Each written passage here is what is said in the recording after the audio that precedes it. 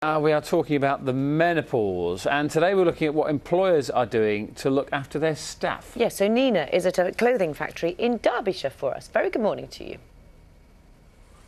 I am. Good morning, Louise. Good morning, Dan. Yeah, we know that this is something that all women will go through if they reach that time of life, and almost all of women recently surveyed who'd been through the menopause, were going through the menopause, said in some way it affected their capacity at work, and yet only a quarter of women feel comfortable talking to their bosses about it. And why aren't we having those open conversations?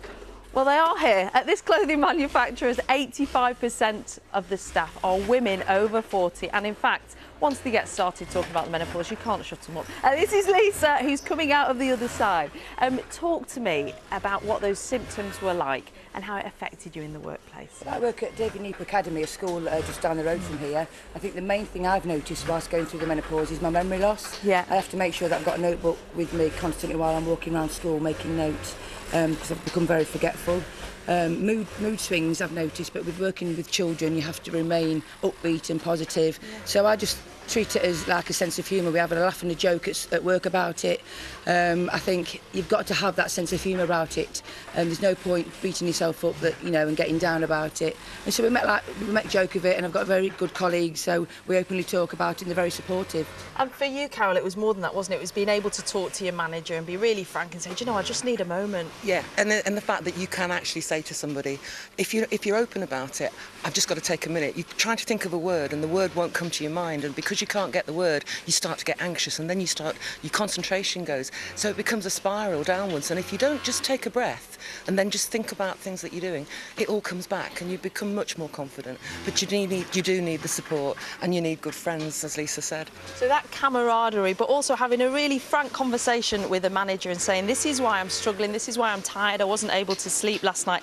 But that's not necessarily happening everywhere. Deborah Garlick has worked with thousands of companies to talk about the menopause. It's not always that easy to have the conversation, is it? No, it's not easy for everybody to have that conversation, and this is where employers can really help. Starting to normalise the conversation, as the ladies were saying, they talk about it openly here at David Napier.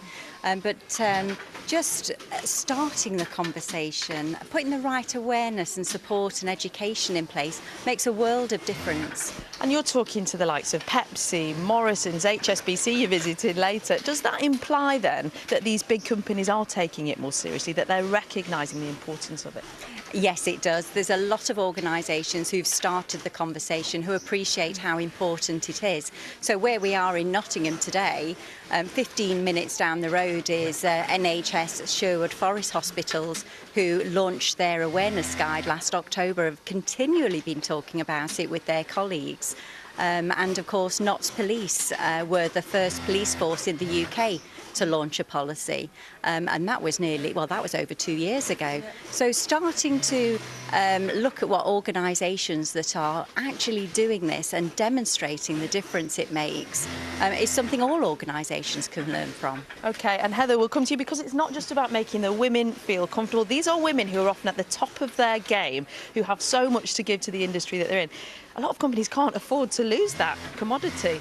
Absolutely, and they need to be able to attract them into their organisation. Yeah. So if I think I joined my organisation, PwC, last year, in the middle of the menopause, shall we say, but what's really interesting is we've made it a business decision. It's a business initiative. So we're educating all of our people, our men, our women, our leaders, and the most important thing for us is if we're doing that right. So we've got a toolkit that we launched last week, we've got a series of webinars, which is all about giving people the information they need so they can actually be aware of what this means to them in the workplace. I work also with the Chartered Management Institute. For me, that's around leadership and management, and it's also about making sure that we start to educate leaders about this. It's actually real life, right? It's not an illness, it's real life. It happens to us. They're men who have got daughters, sisters, mothers, wives, lovers. And that's the key thing, isn't it, Heather? It's bringing men into the conversation as well. They're just as an important part of this. And actually, over 50s women are the fastest growing sector of the UK workforce. There are more than 4 million of them. So as we've been saying all week, this really matters, getting it right in the workplace.